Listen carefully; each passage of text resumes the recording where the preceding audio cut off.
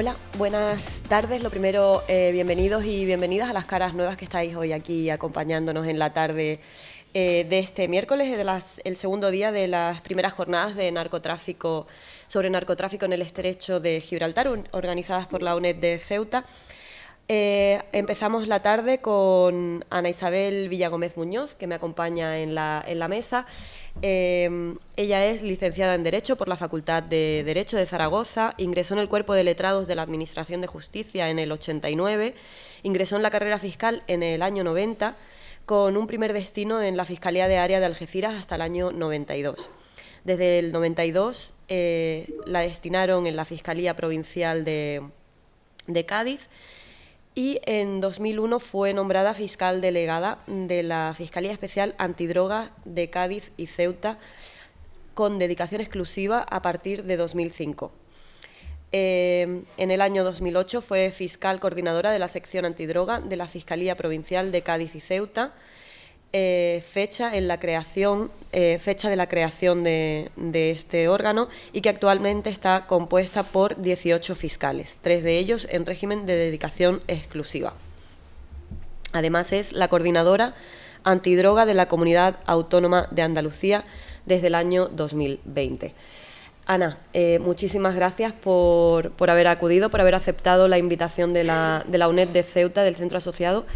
Vas a hablar sobre los retos de la justicia ante la nueva delincuencia organizada y bueno, espero que puedas dejar, ¿no? que además de tener una magnífica exposición, como no puede ser de otra forma, nos dejes hilos de los que poder tirar a nivel académico y sobre todo que nos sirva para pues seguir mejorando y luchando contra el narcotráfico. Te dejo en la mesa. Cuando ella finalice habrá un turno de preguntas para que quien lo desee pueda participar, tanto presencial como online. Gracias. Y voy a comprobar que... Perdón un momento. Vale. Listo. Muy bien. En primer lugar, quiero agradecer la invitación para venir a Ceuta a dar esta charla a los responsables de la UNED y de la UNED aquí en Ceuta, que hayan contado conmigo para intentar hablar sobre este fenómeno que, bueno, tanta polémica últimamente está generando y que tanto interés social tiene. Yo en el año 91 efectivamente llegué a Algeciras, fue mi primer destino. Ahí no había fiscalía diaria ni había nada porque estábamos 2 fiscales y además veníamos a celebrar juicios a Ceuta, es decir, veníamos aquí a celebrar los juicios cuando venía la audiencia, cuando venía el juzgado de lo penal, y la verdad es que me alegró mucho de volver.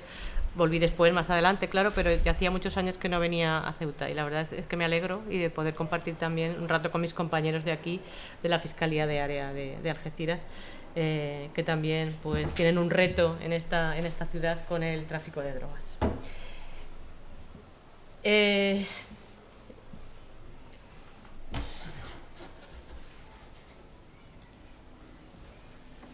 España es un país en el que confluyen tres características en relación al fenómeno del tráfico de drogas. Por una parte, es un país de consumo de drogas. Últimamente se alerta del incremento del consumo de drogas en España y de todo tipo de drogas. También es un país de tránsito de drogas hacia otros lugares de Europa, especialmente, tanto por sus características geográficas como por ser receptor de numerosos envíos de cocaína de Sudamérica a través de los puertos. En España, fundamentalmente, el puerto de Algeciras es uno de ellos, el de Valencia, el de Málaga, que está incrementando últimamente también la introducción de cocaína. Como digo, es uno de los países de tránsito de esta droga, y no solamente la entrada por los muelles de contenedores de los puertos y por las zonas marítimas, sino después es un país en el que por todo el territorio fluye el transporte en vehículos, en camiones, de las drogas que van hacia el resto de Europa. Y además también es un país productor, como veremos a continuación, porque España podemos afirmar que se ha convertido en un país productor de marihuana. La marihuana está siendo cultivada tanto en el exterior como en indoor o dentro de casas, de chalés, de naves, de garajes, en cualquier lugar es bueno para el cultivo de la marihuana. Incluso edificios enteros en zonas de Granada que se han convertido todo en narcopisos que están llenos de plantaciones de marihuana.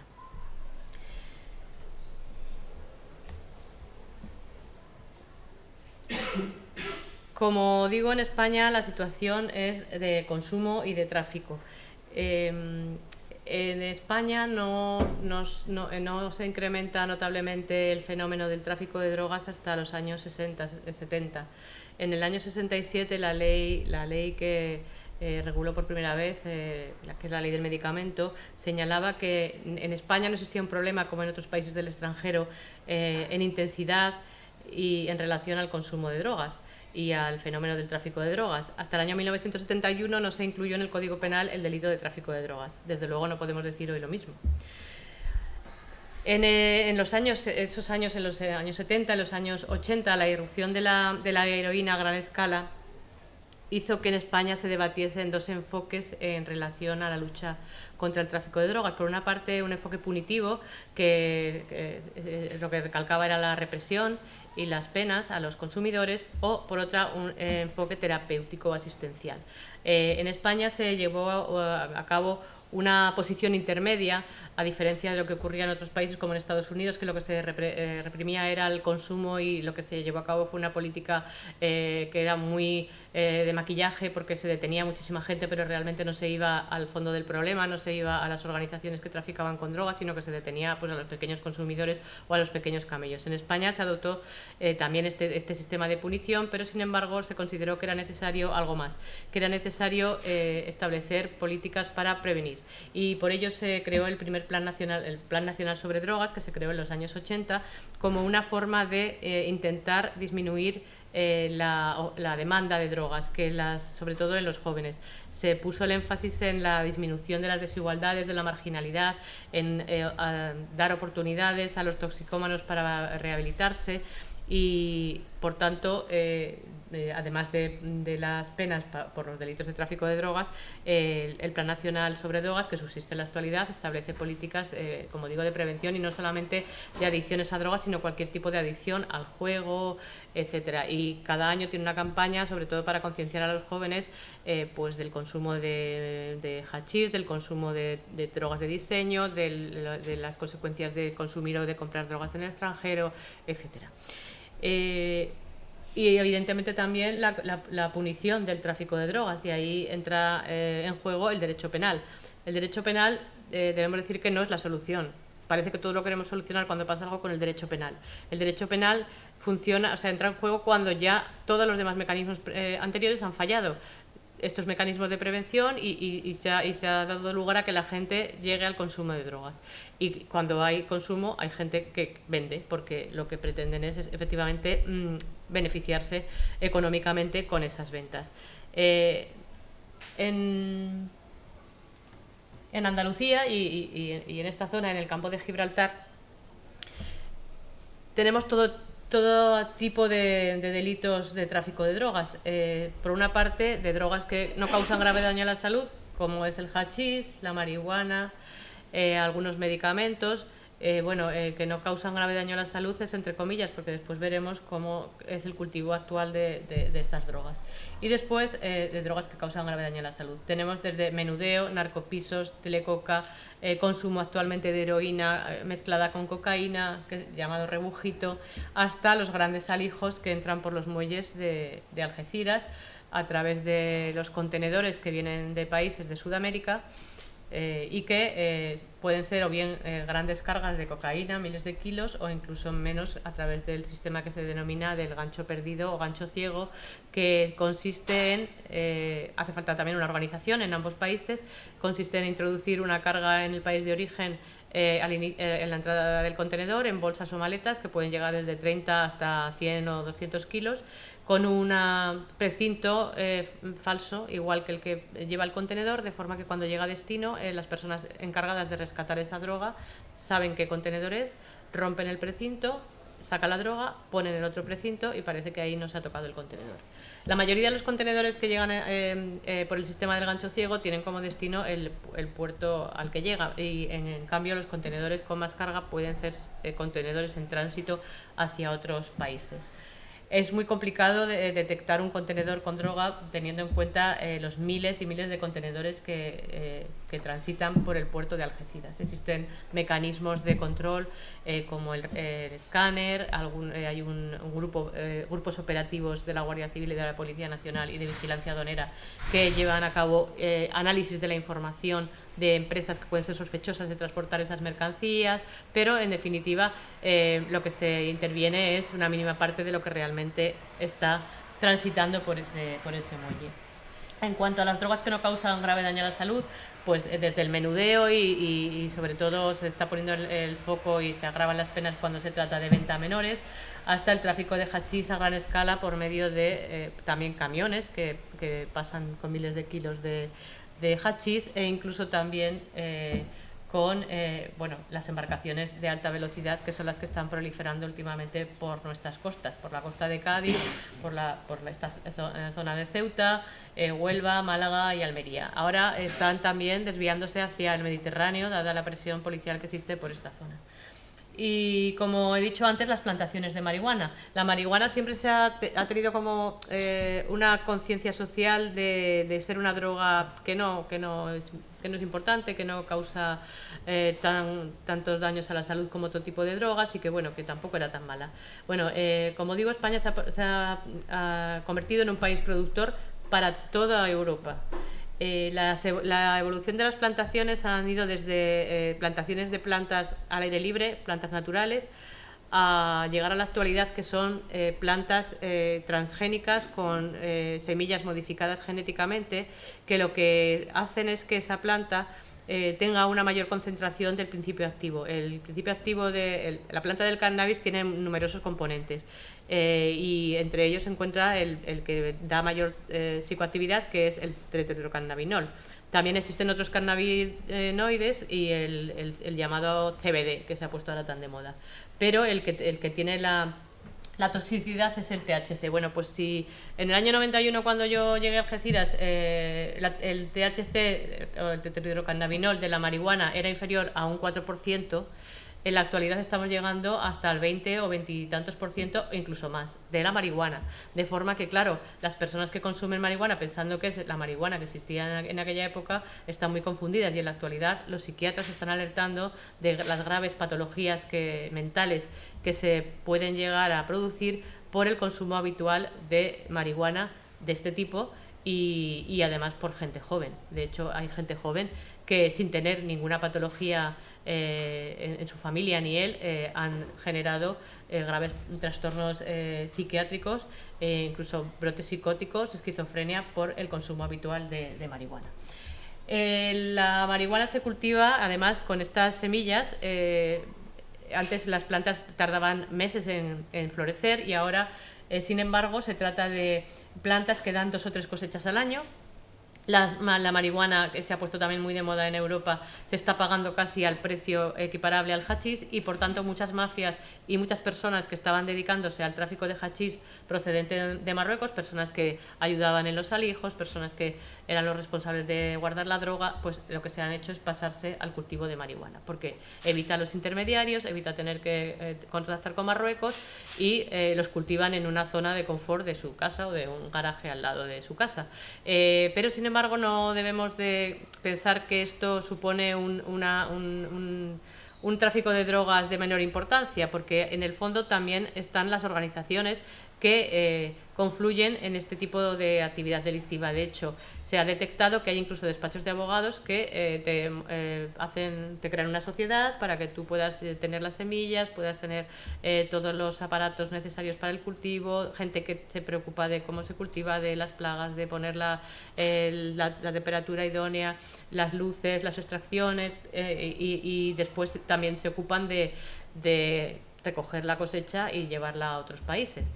Porque claro, una persona que de pronto dice voy a cultivar marihuana, por sí solo a lo mejor no sabe, pero con esta ayuda pues es muy fácil. Incluso también se ha visto que en ocasiones son personas que lo único que hacen es vigilar las plantaciones. No son ni siquiera suyas, sino que son de una organización más amplia que se encarga de todo este tipo. Y se ha detectado tanto en Almería como en Granada numerosos actos violentos relacionados con este tipo de cultivo, ajustes de cuentas, robos de la droga, y también el problema que se genera porque la mayoría de estas plantaciones lo que hacen es hacer enganches ilegales a la red eléctrica para evitar el consumo elevado que supone tener una plantación en una casa. Entonces han dado lugar a cortes de electricidad en barriadas enteras, en Granada, por ejemplo, en Almería, en Sevilla, de forma que se produce también un grave perjuicio social, además del posible delito contra la salud pública, pues el perjuicio porque a veces en ocasiones se corta la luz por la noche, hay gente mayor que no puede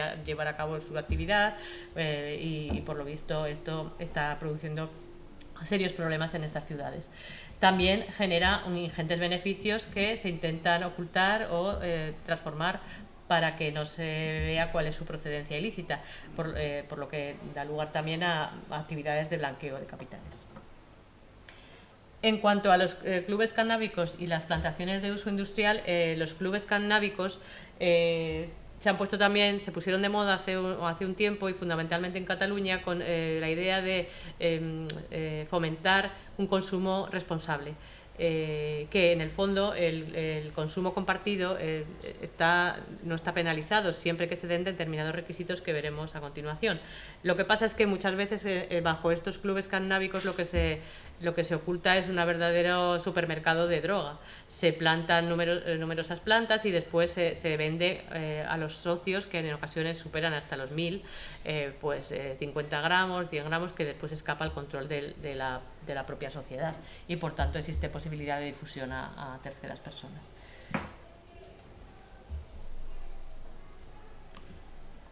En cuanto a la tipificación legal del Código Penal del tráfico de drogas, creo que es una tipificación muy amplia, puesto que no exige que se lleve a cabo el consumo de las drogas, sino que basta cualquier actividad que dé lugar a la posibilidad de ese consumo. Es decir, la propia posesión de drogas simplemente con intención de difundirla a terceras personas sería el delito de tráfico de drogas. También podría ser cualquier persona que favorezca, ayuda o facilite, es decir, facilitar el coche para cargar la droga, descargar la droga, guardar la droga en un almacén, intermediar para buscar un piloto de una embarcación o un conductor de un vehículo, etcétera. Todos esos actos serían delitos de tráfico de drogas.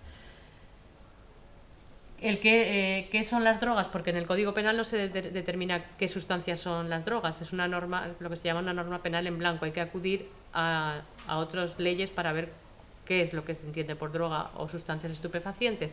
Y esto hay que acudir al ámbito internacional. La Organización de las Naciones Unidas ha hecho varias convenciones. Esta Convención de Viena sobre psicotrópicos, que son... hay unas listas donde se establecen las sustancias dependiendo de su gravedad, de su capacidad de adicción, y estas listas, la de estupefacientes también es otra convención de 1988. Estas listas se van actualizando a través de la Junta de Fiscalización de las Naciones Unidas, que estudian nuevas drogas, porque van creándose nuevas drogas de diseño. Hay que analizarla, cuál es su capacidad de adicción, de tolerancia, de dependencia, y se van incluyendo en las distintas listas internacionales. Si las sustancias están incluidas en estas listas, en nuestro derecho se considera que son estupefacientes o psicotrópicos y por tanto drogas.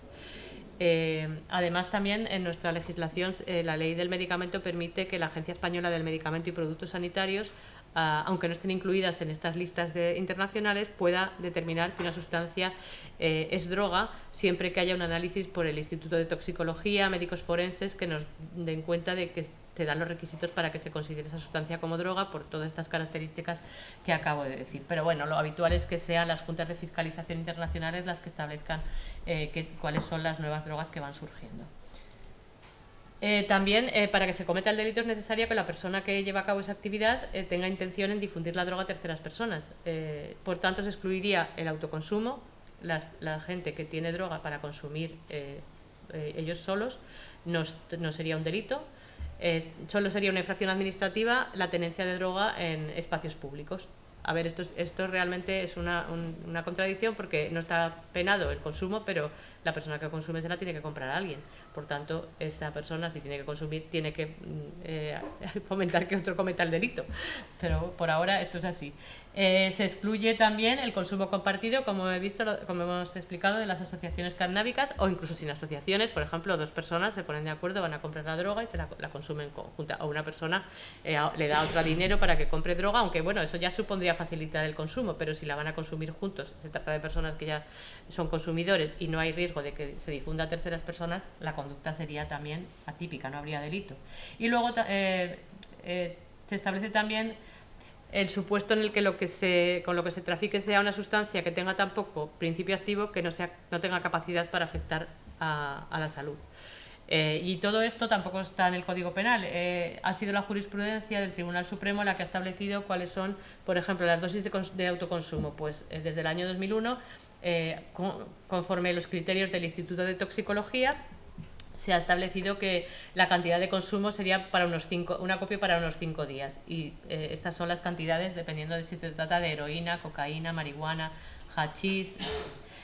También en cuanto a la dosis mínima psicoactiva, el Pleno de la Sala del Tribunal Supremo, de la Sala Segunda, en el año 2005, estableció, pues, por ejemplo, que 0,63 miligramos de heroína, menos de eso no afectaría a la salud.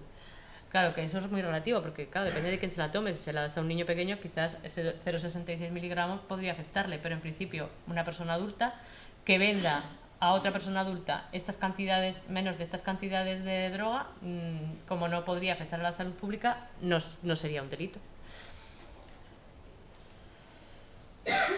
En cuanto al consumo compartido de las asociaciones cannábicas, hay sentencias del Tribunal Supremo que establecen cuáles son los requisitos para entender que la conducta sería atípica, que son consumir en un lugar cerrado que evite la difusión a terceras personas, cantidades para consumo inmediato o un fin de semana, un grupo reducido de personas que además ya sean consumidores o adictos, y por tanto cuando se dan todos esos requisitos podemos entender que tampoco sería delictiva la conducta. Y ahora voy a pasar a explicar cuáles son las penas de los delitos contra la salud pública, porque también hay a veces voces y hay polémica sobre si una solución para estos problemas sería agravar las penas de estos delitos. Entonces, se ha hecho un experimento sociológico preguntando a las personas ¿qué pena le pondría a usted a una persona que vende droga? Y sorprendentemente casi todo el mundo dice menos penas de las que están en el Código Penal. A ver, aquí, por ejemplo, vamos a hacer el experimento. ¿Quién hay que no tenga nada que ver con el derecho y no sepa nada de las penas que se ponen por estos delitos? Venga, lanzarse, que no. ¿Todos sabéis las penas de los del Código Penal? A ver, por ejemplo, ¿qué pena le pondrían a una persona que vende un trocito de hachís? De prisión. No sé, ¿qué pena se merece? No, vosotros no. Bueno, pues, a ver, la pena para ese caso supuesto, la mínima es 1 año de prisión. Que se podría bajar porque es una cantidad pequeña, escasa entidad. Podría dejarse en 6 meses, que podría suspenderse la pena. Aquí ponen 9 meses. 9 meses, bueno, pues ¿ves? Menos pena de la que hay, bien. Se podía poner a 6 meses, pero la pena básica es 1 año. Para el caso de la heroína, cocaína, drogas que causan grave daño, la pena mínima son 3 años de prisión. O sea, una persona que vende a otra una papelina de heroína o de cocaína tiene pena de 3 años de prisión. ¿Os parece poca, mucha?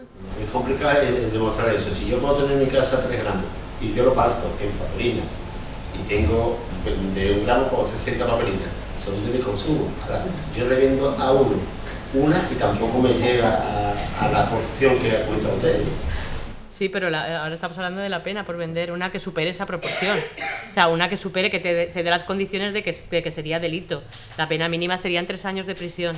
Ahora también se puede imponer una pena más baja cuando esa cantidad de droga es muy pequeña y además las circunstancias del autor pues no sea reincidente, no haya vendido a 3 veces o 4 más, o 10 veces, o sea, o tenga en su casa un punto de venta. Entonces se puede bajar hasta 1 año y medio de prisión. Estas son las penas de tipo básico, pero después hay supuestos agravados: venta a menores, utilización de menores para la venta, cuando se trate de una cantidad de notoria importancia. Entonces la pena puede subir hasta, en el caso de las drogas que causan grave daño, desde los 6 hasta los 9 años, y en el caso de las que no causan grave daño, desde los 3 a 4 años y medio de prisión. Por ejemplo, una persona que va en una camión con 500 kilos de hachís, la pena máxima que se le puede imponer es, sin organización ni nada, 4 años y 6 meses de prisión. Cuando se trata de una embarcación, hay una agravación por el uso de embarcación y la pena puede ser hasta 6 años y 9 meses de prisión. Y en el caso de la cocaína, cuando también se dan circunstancias agravantes, la pena puede llegar hasta los 9 años de prisión, e incluso hasta los 12 años de prisión. Cuando son organizaciones criminales, las penas pueden ser mucho más altas. Estamos hablando de penas de hasta 12 años de prisión de las drogas que causan grave daño a la salud, que puede llegar para los jefes hasta 18 años. Debemos tener en cuenta que el homicidio se castiga con 10 años de prisión. Y las penas de 4 años y 6 meses a 10 años de prisión para drogas que no causan grave daño a la salud, que pueden llegar hasta los 15 años para los jefes de las organizaciones. Es decir, yo creo que las penas son muy altas. Lo que tenemos que conseguir es que se pongan. O sea, que de eso hablaremos después. También en el Código Penal se establece el delito de blanqueo de capitales, para evitar que los delincuentes puedan disfrutar de las ganancias obtenidas con este delito, porque realmente aquí el bien jurídico de este delito de tráfico de drogas es la salud en general de las personas, pero no nos engañemos que los traficantes lo que quieren vendiendo droga no es afectar, o sea, su finalidad última no es afectar a la salud de las personas, es ganar dinero. Por tanto, si atacamos a ese foco de ganancia de dinero, es como podemos intentar evitar que sigan con su actuación, porque en muchas ocasiones lo que hacen es que siguen, a pesar de ser detenidos, salen en libertad y continúan con su actividad, o incluso en ocasiones desde la cárcel, y por tanto lo que más les afectaría para impedir que se continuase con esa actividad es poder incautar todas las ganancias de ese delito. Y en este caso el delito de blanqueo de capitales tiene mayor pena cuando se trata de beneficios que proceden del tráfico de drogas, en cuyo caso las penas son desde 2 años y 9 meses hasta 5 años de prisión y multa de las ganancias que hayan obtenido. Y además también la pérdida de todos los efectos que se obtienen por esas ganancias, cualquier que sea su tipo: vehículos, de embarcaciones, casas, joyas, dinero, coches, etcétera, etcétera. También, aunque no podamos demostrar que hay un delito de blanqueo de capitales, porque el delito de blanqueo de capitales requiere que podamos demostrar que hay un incremento de dinero, o que hay bienes, que han comprado bienes con un dinero que no justifican su procedencia, y que además podamos demostrar que tiene relaciones con el narcotráfico. Y que además lo haya intentado ocultar. Es decir, si un delincuente lo que hace es que se compra una casa a su nombre, ahí no habría un delito de blanqueo de capitales, pero sí que podríamos acudir a este artículo del Código Penal que permite decomisar todos los que proceda del delito, todos los efectos, las ganancias, cualquiera que haya sido su conversión o transformación, los instrumentos, los coches que han servido para transportar la droga, las embarcaciones, las casas donde se ha guardado, todo esto, incluso las propias, claro, las drogas, las embarcaciones que son género prohibido, todo esto se incauta y se decomisa.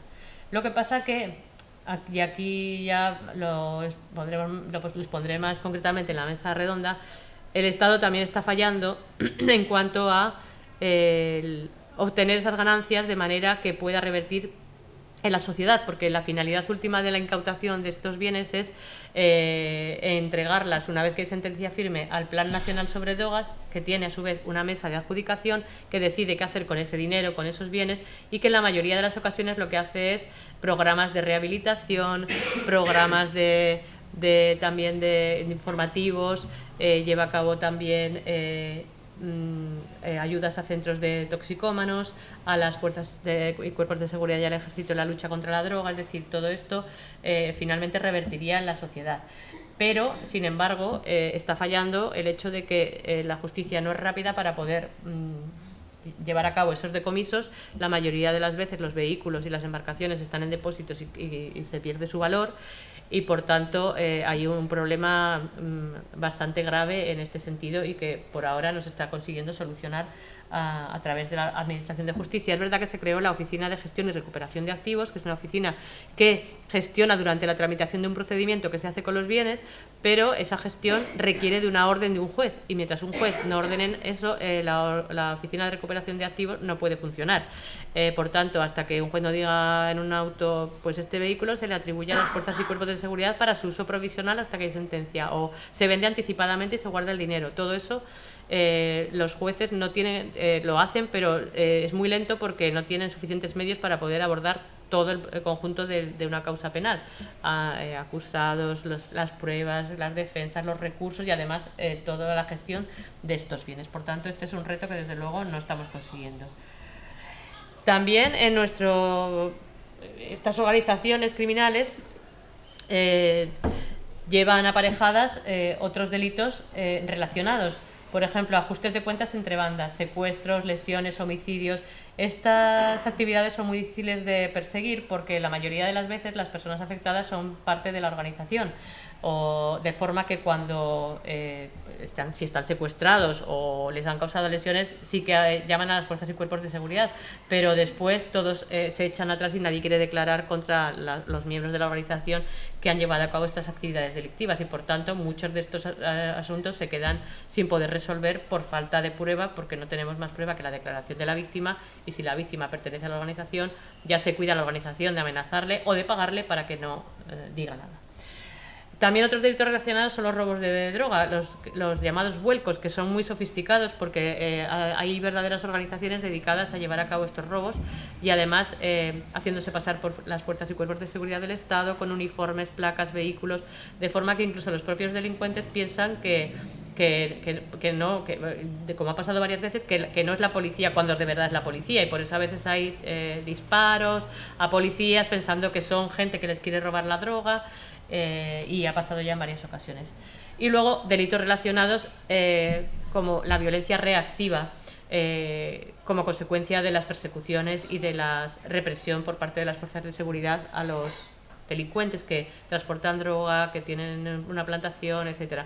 En este caso, esta violencia se ha visto incrementada en los últimos tiempos, las organizaciones se han vuelto más violentas y, como hemos visto, con consecuencias fatales, tanto por atentados, con coches, con las embarcaciones, con disparos, y cada vez las organizaciones se vuelven más violentas y además se arman, se están descubriendo arsenales, verdaderos arsenales de incluso rifles de asalto.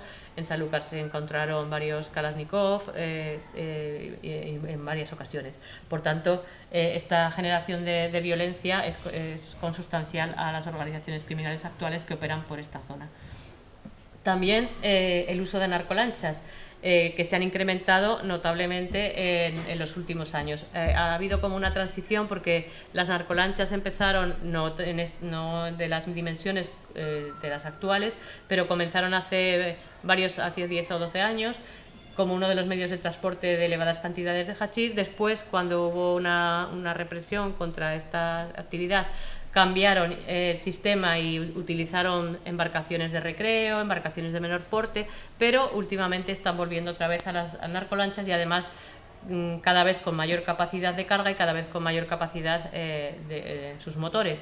De hecho, son motores, llevan hasta 4 motores de 350 kilovatios o más, y de eslora pues 12-14 metros de eslora. Además, estas narcolanchas, de hecho esta forma de introducir hachís en nuestro territorio fue tan amplia que dio lugar a que se estableciese el delito de contrabando. En el año 2018, tras la reclamación de la Fiscalía Antidroga y después de que hubiesen sucedido varios hechos que llevaron a cabo muerte de un menor en Algeciras, y varias muertes también de personas de miembros de fuerzas de seguridad e incluso de los propios traficantes, se consideró que generaban tal peligrosidad en el mar que era necesario llevar a cabo una actividad legislativa, y por ello se legisló y se consideró que estas narcolanchas eran un género prohibido. Cualquier persona que posea estas narcolanchas, las transporte o haga cualquier actividad relacionada con ellas, las monte, las arregle, sería considerado como autor de un delito de contrabando. Siempre que estas embarcaciones tengan más de 8 metros o una capacidad de motor de más de 150 kilovatios y superen el valor de 50.000 euros. La mayoría de las narcolanchas superan este valor y, por tanto, solamente por tener esa embarcación ya la pena sería de 3 a 5 años de prisión y que podría incluso alcanzar los 7 años de prisión en el caso de que se lleve a cabo por medio de una organización. En este caso, esto ha atajado bastante el uso de narcolanchas. Lo que pasa es que ahora las organizaciones lo que están haciendo es que están teniendo las narcolanchas en el mar durante semanas, con cambios de pilotos, cambios de tripulación, personas que se dedican a la logística de estas embarcaciones, es decir, a llevar víveres, gasolina, a cambiar los pilotos, incluso a acudir a arreglar las embarcaciones en el mar. Esta es la parte que todavía no tenemos cubierta por la legislación, porque, por ejemplo, el llevar combustible a una embarcación no es un delito. Estamos pendientes y la Fiscalía Antidroga ha reclamado que se castigue en el Código Penal este tipo de aprovisionamiento, porque además cada vez es mayor la cantidad de gasolina que se lleva y que se trae. Entonces estamos hablando hasta de 2.000 y 3.000 litros de gasolina en furgonetas y en embarcaciones, con el peligro para la seguridad pública que eso puede conllevar. Porque yo toco madera, pero porque no pasa, bueno, hace poco se incendió un vehículo que transportaba gasolina legalmente, 350 litros, y tuvieron que cortar la autovía hacia Algeciras. Imaginemos lo que puede pasar con 3.000 litros. Y además han aparecido en la universidad en Cádiz una con 3.000 litros, en Chiclana, toda la zona de Santipetri está llena de logística de gasolina, de transporte de gasolina. Y es que están pagando los traficantes 300 euros por una garrafa de 60 litros de gasolina. Entonces, claro, mucha gente que se dedicaba al tráfico de hachís se ha pasado al tráfico de gasolina.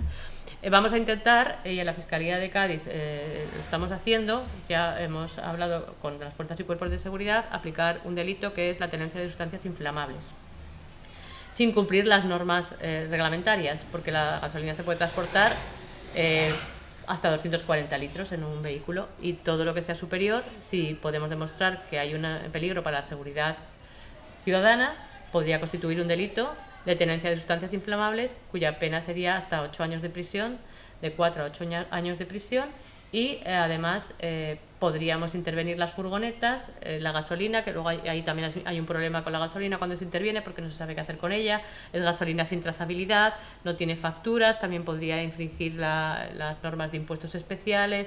En fin, ahí hay una normativa que debemos de intentar ir aplicando mientras se reforma el Código Penal en un sentido u otro, pero parece ser que actualmente, teniendo en cuenta la situación política que hay en España, pues va a ser muy complicado que se reforme una ley orgánica como es la que sería necesario para modificar este tipo delictivo.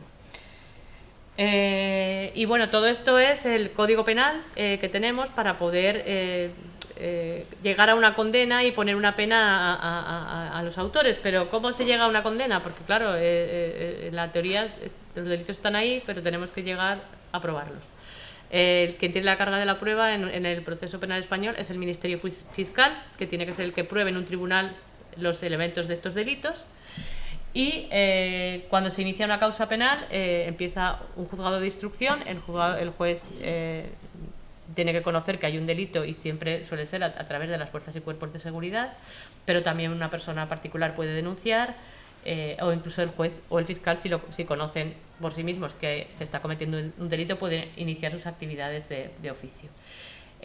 Lo normal es que en estas causas de organizaciones criminales sean los grupos especiales antidroga los que lleven a cabo las investigaciones sobre personas sospechosas de llevar a cabo estas actividades y que realicen un atestado y empiecen una investigación en el juzgado de instrucción.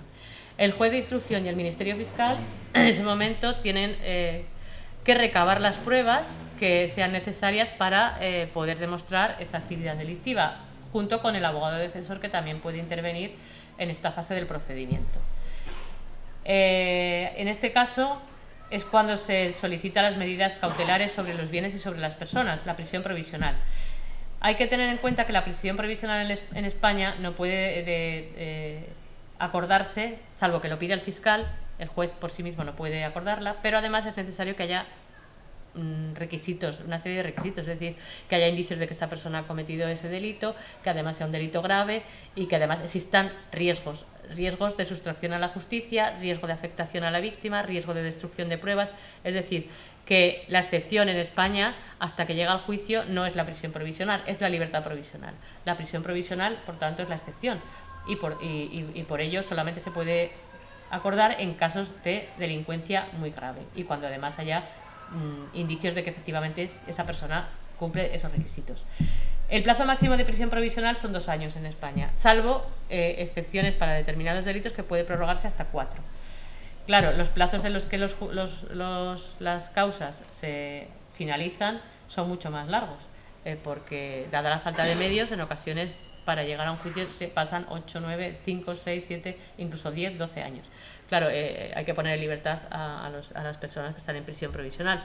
Por otra parte, además, los jueces, cuando tienen causas con presos, son causas preferentes y la libertad es un bien jurídico y un derecho fundamental hasta el punto de que los abogados pueden pedir la libertad en cualquier momento. Es decir, pueden pedir la libertad hoy y pedir la libertad dentro de 3 días, o 5 o 10, y sucesivamente ir recurriendo a todas las resoluciones del juez en las que se deniega la libertad. Se van solapando las peticiones de libertad, recursos, entonces claro, los jueces tienen que estar constantemente resolviendo solicitudes de libertad, colapsando los juzgados. Y esto es uno de los defectos de nuestro derecho, la lentitud de la justicia, y que no consigue los objetivos para los que se establece. Una vez que se finaliza el acopio de pruebas, que también todas las partes pueden recurrir las resoluciones de un juez de instrucción acordando diligencias de prueba. Por ejemplo, el fiscal puede pedir unas pruebas y el juez se la deniega, el fiscal lo puede recurrir. Una defensa puede pedir pruebas, el juez se lo deniega, puede recurrir. El juez acuerda pruebas, el fiscal se lo puede recurrir. El juez acuerda pruebas, la defensa se lo puede recurrir. Claro, y así es que eso es imposible de finalizar una investigación de determinada amplitud, porque cuando son 2 acusados pues puede ir más rápido, pero cuando son 15, 20, pues es que eso es un colapso. Una vez que se lleva a cabo la prueba, en este caso el delito de tráfico de drogas requiere una prueba pericial de unos peritos químicos que nos digan que eso es droga, qué sustancia es en concreto. Y además también tenemos que vencer los plazos del artículo 324 del Código Penal, que se establecieron hace unos años para intentar agilizar la justicia cuando nos dejan a los mismos y lo que nos ponen es un plazo para actuar. Evidentemente esos plazos son imposibles de cumplir. El plazo es de 1 año, que puede ser prorrogable por 6 meses sucesivamente hasta el infinito. Por tanto, el único problema que tenemos ahora es que como se pase el plazo no se puede continuar practicando diligencias, pero por lo demás el plazo no acorta la instrucción, porque la instrucción es la que es y los jueces y los fiscales somos los que somos, no nos han puesto más medios. Si nos duplican a los jueces y a los fiscales a lo mejor podemos cumplir estos plazos, pero siendo los mismos es imposible acabar con esto.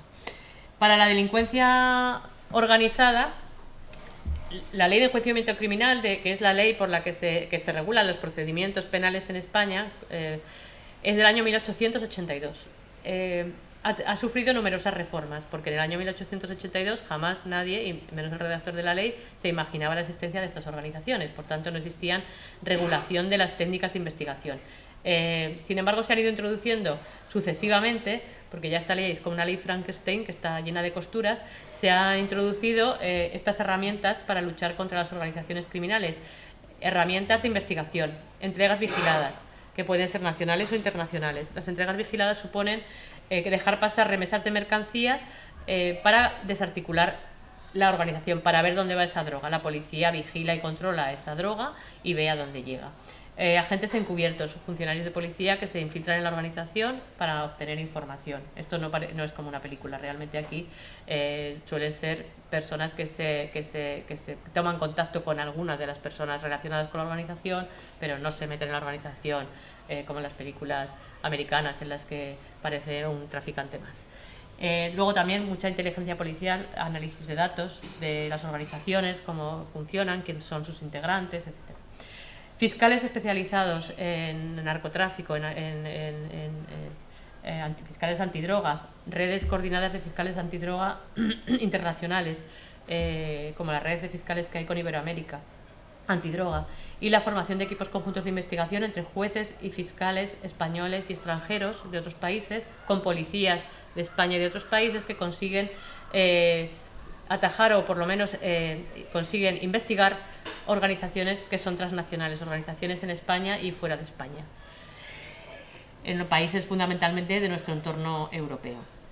También tenemos una reforma que se hizo en el año 2015 de técnicas especiales de investigación, en las que se reguló por primera vez, porque no había regulación específica y todo era por jurisprudencia del Tribunal Supremo, lo que daba lugar a muchas nulidades por defectos de afectación a derechos fundamentales. Como digo, en el año 2015 se regularon las técnicas especiales de investigación, que son fundamentales para luchar contra estas organizaciones, investigar estas organizaciones, que son la interceptación de las comunicaciones telefónicas, la captación de comunicaciones orales, poner un micrófono en un coche, utilización de dispositivos de seguimiento y localización, balizas, también la captación de imágenes, el registro de dispositivos de almacenamiento masivo, de un ordenador en un registro, de un teléfono móvil que se interviene a un investigado, incluso la utilización de troyanos o de virus en teléfonos de los investigados, y que son los registros informáticos. Todo esto no estaba regulado y en la actualidad se establece detalladamente cuándo se puede llevar a cabo, con qué requisitos, durante qué tiempo, cómo se hace, cuándo se finaliza y cómo se lleva después a juicio toda la información obtenida de estas técnicas. Y además todo esto debe hacerse conforme a la legalidad. No todo vale en el Estado de Derecho, no podemos llegar a una condena sin respetar las garantías de los investigados. Los investigados tienen garantías, la primera de ellas es la presunción de inocencia, todo el mundo es inocente hasta que no se demuestre lo contrario en un juicio, el derecho a no confesarse culpable y ya no declarar contra sí mismo, es decir, los investigados pueden mentir sin que haya consecuencias y a decir, pues, a irse por las ramas, a no declarar si no quieren, a contestar a las preguntas que estimen oportunas y a las que no. Tienen derecho desde el primer momento a un abogado desde la primera intervención y además a entrevistarse reservadamente con él antes de declarar ante el juez. El fiscal es el que tiene la obligación de demostrar los elementos de los delitos y además no se puede presumir algo en contra del reo. Si, por ejemplo, hay una sustancia que no se ha podido analizar por cualquier motivo, aunque parezca que es hachís, no podemos presumir que es hachís. Es decir, tiene que ser todo con el rigor necesario, y si no existe ese rigor y hay cualquier duda, siempre tiene que ser a favor del reo. Eso sí, las defensas tienen los mismos derechos y la igualdad de armas que el Ministerio Fiscal, y las pruebas en las que se apoye la condena tienen que respetar todas las garantías que se establecen en la Ley de Enjuiciamiento Criminal para todas las medidas de investigación tecnológica, y además todas las normas procesales en cuanto a la igualdad de armas de los letrados, a los derechos a los recursos, etcétera, etcétera. Y una vez que se han podido recabar todas estas pruebas, el juez de instrucción considera que ya ha finalizado su investigación y dicta un auto de conclusión, o bien del procedimiento abreviado o bien del sumario, dependiendo de las penas a imponer, porque hay tipos de procedimientos dependiendo de las penas. El fiscal hace su escrito de acusación, la defensa hace su escrito de defensa y se pasa a la llamada fase intermedia, que consiste en que es como un agujero negro, que el juez dicta un auto de apertura de juicio oral, que consiste en decir estos delitos a los que van a ser juzgados y los mando al tribunal de enjuiciamiento, pero esa fase intermedia a veces dura años, porque hay que notificar a todos los investigados, hay que buscarlos, hay que nombrarles procurador, si no están, hay que requerir a las fuerzas de seguridad para que los encuentren, y cuando son muchos investigados esto puede durar, ya digo, años. Y una vez que se ha completado esta fase intermedia, aparte de que la fase intermedia, claro, el auto lo dicta el mismo juez que ha llevado a cabo la investigación. O sea, el juez lleva a cabo la investigación, considera que ha acabado la investigación, el fiscal es el que acusa y ahora el juez, el mismo, dice, sí, pues creo que hay que abrir un juicio oral. ¿Cómo va a decir que no? Si él mismo ha hecho la investigación, es decir, un juez jamás deniega la apertura de juicio oral, un juez de instrucción. Luego se traslada la causa al tribunal que va a juzgar, también interviene el fiscal como acusación pública, celebra el juicio, ahí ya empezamos con los colapsos en los señalamientos. Los juzgados de lo penal no tienen fechas porque están colapsados, hay que esperar un año o un año y medio. Cuando llegas al juicio quizás el abogado tiene otro señalamiento preferente, hay que suspenderlo, o no aparece el acusado, o el acusado cambia de abogado en el último momento, y todo esto da lugar a sucesivas suspensiones y retrasos de los juicios. Una vez que se dicta la sentencia, cabe recurso, la defensa puede recurrir ante el Tribunal Superior de Justicia de Andalucía y además después ante el Tribunal Supremo, y además después puede pedir el indulto, con lo cual pasamos otros 3 o 4 años desde que se dicta sentencia, y la sentencia se declara firme. Una vez que es firme, incluso pueden recurrir al Tribunal Constitucional y pedir también la suspensión de la ejecución de la pena hasta que el Tribunal Constitucional resuelva. Por tanto, son muchos los años que pueden llegar a pasar hasta una condena en asuntos contra organizaciones criminales. Un asunto de una venta de papelina se resuelve mucho antes, que tampoco tan pronto, que puede llegar a pasar 1 año y pico hasta que llega a juicio, más después los recursos también pueden pasar 2 o 3 años hasta que se resuelve. La Fiscalía Antidroga también interviene precisamente en materia de rehabilitación. Cuando se impone una pena, informa sobre la posibilidad de suspensión de las penas de corta duración hasta 2 años de prisión, siempre que se pueda acreditar que esa persona ha cometido el delito a causa de una grave adicción. Aquí intervienen los médicos forenses, examinan a esa persona, ven si están en tratamiento, si el tratamiento es serio, si se le puede dar otra oportunidad, y se le da. Y también la Fiscalía Antidroga, como una de las formas de luchar contra este tipo de criminalidad, hace memorias anuales, tanto provinciales como autonómicas como nacionales, en las que pide modificaciones legislativas, como por ejemplo en el caso de la gasolina hemos pedido desde hace varios años. Y además también elabora instrucciones generales para todos los demás fiscales para que se pueda llevar a cabo la unidad de actuación. Las dificultades del sistema son numerosas. La Ley de Enjuiciamiento Criminal, que es del año 1882, una tramitación, como hemos visto, obsoleta y que da lugar a muchísima burocracia, una dualidad de funciones del juez y del fiscal para llegar a lo mismo en la fase de instrucción, y después pues la falta de modernización de las oficinas judiciales y de las oficinas fiscales, la falta de coordinación entre ellas, la falta de digitalización, la falta de medios técnicos modernos, la falta de personal, y como consecuencia pues la lentitud de la justicia, la ineficacia, porque la finalidad de la imposición de una pena no se logra. Las penas tienen como finalidad la prevención general y especial, que la prevención general, que la gente vea que a quien hace algo mal se le pone una pena, y prevención especial, la persona que ha cometido ese delito, que sepa que se le impone una pena y a través de esa pena se pueda rehabilitar, o por lo menos esa es la función de las penas privativas de libertad. Y por tanto, si resulta que pasan años y años y esto no se da, pues hay una sensación de impunidad, de que aquí no pasa nada. Y para los propios delincuentes, porque ellos, aunque hayan pasado unos meses o un año y medio o 2 en prisión provisional, hasta que llega el juicio, pues va a pasar mucho tiempo que pueden continuar con su actividad delictiva. Y además, también es cierto que cuando llega el juicio, al haber pasado tanto tiempo, nuestro derecho establece que una persona tiene derecho a ser juzgada en un tiempo adecuado, y por tanto, si no se consigue, se puede aplicar una circunstancia atenuante. Una circunstancia atenuante llamada dilaciones indebidas. Por tanto, el tener a una persona sometida a la espada de Damocles de un juicio en tanto tiempo da lugar a una reducción de la pena, y por tanto esas penas que hemos visto pueden quedarse en la mitad o incluso en menos. Si son muy cualificadas, por ejemplo, a partir de 8 años se consideraría que serían muy cualificadas esas dilaciones, y de una pena de 4 años se quedaría en 2. Una pena de 4 años y 6 meses se quedaría en 2 años y 3 meses. Una pena de 3 años se quedaría en 1 año y medio. Es decir, que al final, pues todo este esfuerzo de tantísima gente para llegar a esto se queda en nada.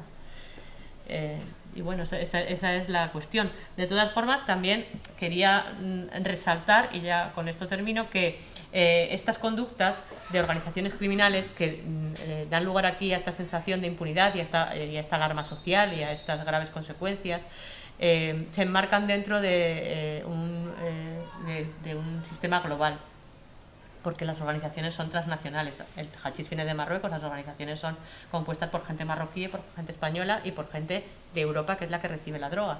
Y además estas ganancias, se ha demostrado, y es así, sirven para financiar el terrorismo. El terrorismo yihadista, por ejemplo, se ha financiado con el tráfico de cocaína en Afganistán. El yihadismo que está en África, los atentados de Casablanca. Todo esto hay una interconexión entre las organizaciones criminales de tráfico de drogas y de terrorismo, y a cambio de facilitarles su territorio para pasar la droga, los traficantes entregan dinero para comprar armas o facilitan también la comisión de esos atentados. Por tanto, el problema trasciende más allá de los estados, además de los estados que se han convertido en narcoestados en Sudamérica. En España no hemos llegado a esa situación, como lo que ocurrió en Colombia con Pablo Escobar, con las FARC, o incluso en México con los cárteles de la droga, que se han convertido en verdaderas organizaciones criminales y terroristas, porque para conseguir sus fines llevan a cabo atentados y llevan a cabo un pulso al gobierno, como el que llevó a cabo también los cárteles mexicanos para liberar a personas que están encarceladas, o Pablo Escobar para evitar extradiciones a Estados Unidos.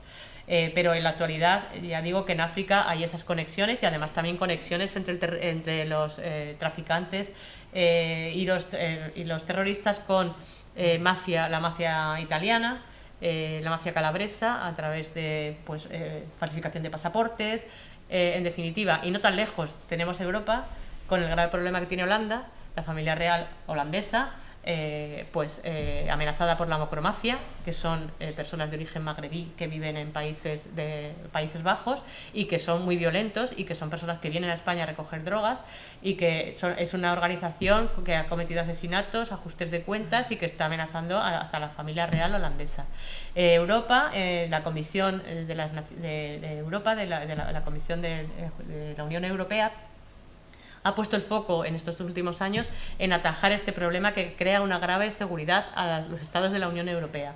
Y de hecho ha habido cruces de peleas y ajustes de cuentas entre traficantes con fuego cruzado, que el año pasado mató a 2 niños en Europa.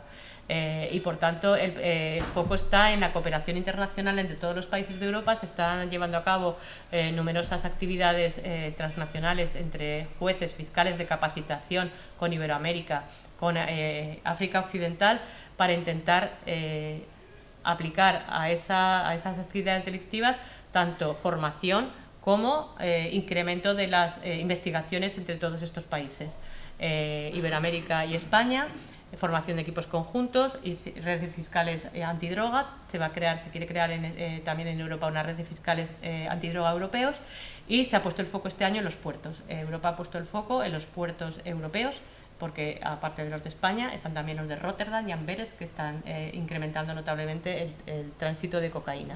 Por tanto, este problema lo tenemos y tenemos que intentar solucionarlo. Pero ya digo, y con esto concluyo, que en España, a pesar de la legislación penal y las penas, no conseguimos, yo creo que el reto no se ha visto cumplido en cuanto a la posibilidad de los jueces y de los fiscales de llevar a cabo investigaciones con celeridad y de llegar a condenas con celeridad, y de imposición de estas penas, que son altas pero que al final nos están imponiendo. Por tanto, ese reto lo tenemos todavía pendiente.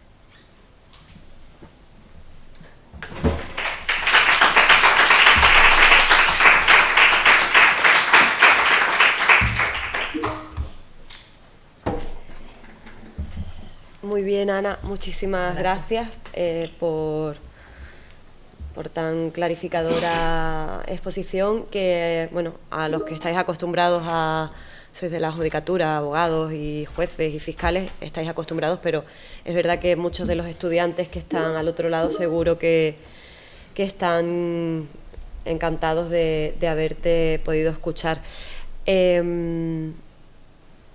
Juan Antonio, por ejemplo, dice que es muy interesante todo lo comentado por la fiscal, que muchas gracias, que muy buena ponencia. Vamos a abrir primero el turno de preguntas, si queréis, aquí en la sala. Si alguno por allí, sí. Señoría, buenas tardes. Yo quería hacerle una pregunta doble, una enfocada a un aspecto concreto, lo que usted ha dicho, y otra un poco más general. El aspecto concreto sería todas esas prácticas dilatorias que usted ha descrito, cuando los constantes recursos, la constante petición de puesta en libertad diariamente o semanalmente, etcétera, etcétera. Todo eso quería preguntarle si puede usted comparar, si tiene usted algún ejemplo de legislaciones cercanas a la nuestra, de cómo evitan eso, si es que se da el caso. Si en alguna legislación europea que usted conozca hay algún otro sistema en el que se pueda evitar ese colapso, o por ese método, ese colapso con lo que son los recursos, digamos, continuos y concretos. Si en alguna legislación comparable a la nuestra hay alguna solución o algún otro método que intente evitar eso por el sistema que sea. Y luego ya en el aspecto un poco más general, ante un poco el panorama que usted describe un poquitín de esta imposibilidad de la justicia española de ser más rápida, más eficaz, efectivamente en parte por la legislación que tenemos un poco tan antigua, parcheada, etcétera, etcétera, ¿cómo nos sitúa usted o cómo compararía usted también con otros sistemas penales o procesales europeos nuestra situación? ¿Hay algún otro país en el que nos podamos fijar en el que la justicia en las causas penales contra el crimen organizado funciona de forma más efectiva? ¿Y por qué? ¿Qué les tendríamos que copiar o cuáles serían un poco los ejemplos o los modelos a seguir? Gracias. Bueno, esto casi da para otra ponencia, pero bueno. A ver, es que en nuestro país el sistema procesal es único, porque lo de los jueces de instrucción solo hay en España hay algunos jueces interregionales en Francia que son especializados, jueces especializados en algunas localidades. A ver, yo creo que la solución sería dar la investigación de una vez al Ministerio Fiscal. Es que aquí estamos con el juez. Hay muchísimos prejuicios contra el fiscal, pues porque el fiscal no es independiente, porque tenemos el principio de jerarquía. Bueno, eso se puede solucionar estableciendo unos mecanismos de control para que los fiscales sean más independientes, pero el sistema actual de que un juez y un fiscal estén haciendo lo mismo y además encima contraponiéndose es un sistema que solo se da en España. En Europa los fiscales dirigen la investigación, no es que se sustituya al juez de instrucción por el fiscal de instrucción, es que hay que sustituir el sistema entero, hay que reatribuir los roles y dejar al fiscal que investigue, porque es el fiscal el que sabe qué es lo que tiene que llevar a juicio. El juez se queda en el auto de apertura de juicio oral y además es un juez que está a su vez haciendo de escudo y de espada. Yo defiendo a los derechos de los investigados, pero a la vez estoy investigándolos y estoy siendo inquisitivo. Entonces eso es una cosa esquizofrénica. Entonces yo creo que si el fiscal investigase con la policía judicial, ahí nos evitaríamos todos los recursos, por lo menos de las diligencias de investigación. Después ya cuando se abriese la fase de que las defensas interviniesen, podrían pedir sus diligencias, pero eso de estar recurriendo constantemente todas las diligencias que hace un juez de instrucción es imposible. Entonces, en Europa, en prácticamente todos los países existen los fiscales y en Italia tienen una dualidad que son jueces, fiscales y magistrados, y pues pueden hacer esas funciones. Pero bueno, aquí en España parece que esto no interesa, entonces nos vamos a quedar así, con parches, y bueno, y ahora mismo pues esa sería una de las soluciones. Pero claro, es que pues políticamente también es complicado, porque cada partido tiene sus ideas, hay unos que pretenden controlar más a los fiscales. Desde luego, si nos van a poner una investigación controlada, entonces para eso nos quedamos como estamos. Tampoco serviría, porque si todo lo que tenemos que hacer nos lo tiene que autorizar un juez de garantías, eso tampoco sería. Entonces, pues ahí están los proyectos de leyes de enjuiciamiento criminal que se han quedado en el cajón y que ahí siguen. Yo creo que me voy a jubilar sin ver la investigación por el fiscal. ¿Alguna cuestión más? ¿No? Pues Ana, aquí lo que comentan es que para eso tienen que cambiar el sistema de dependencia jerárquica, que sobre todo, bueno, hay unanimidad en la sala. Bueno, la dependencia jerárquica garantiza la unidad de actuación. Es que claro, si cada fiscal actúa con independencia como los jueces, esto sería un caos. El principio de jerarquía tiene que existir, lo que tiene que haber es mecanismos para evitar que haya posibilidad de que te guíen en tu actuación. Pero vamos, yo creo que, a ver, todo esto está politizado, pero yo creo que ni el 1% de las causas que hay en España son causas que interese más que a las personas que están afectadas por las causas. Claro, mediáticamente todas las causas que son pues las que más trascendencia tienen y políticas o entre comillas que se quieren hacer políticas, son las que crean esa sensación de que el fiscal va dirigido por el gobierno, pero realmente yo jamás he recibido una orden en mi carrera, y ningún compañero. Yo creo que los fiscales de a pie, cada uno actuamos de manera absolutamente independiente. De hecho, existen mecanismos actualmente. Si te dan una orden, está el artículo 27 del Estatuto Orgánico, que tú puedes negarte a ejecutar una orden que la pueda hacer otro fiscal, pero si todos los fiscales dicen que no, tendrá que hacerla el fiscal general del Estado. Quiero decir que mecanismos existen y que se tengan que reforzar, efectivamente, pero es que la garantía de la unidad de actuación y garantías para el justiciable es la dependencia jerárquica del Ministerio Fiscal. Sí. Y el fiscal es imparcial y tiene que actuar conforme a la ley, es decir, que eso es otra garantía.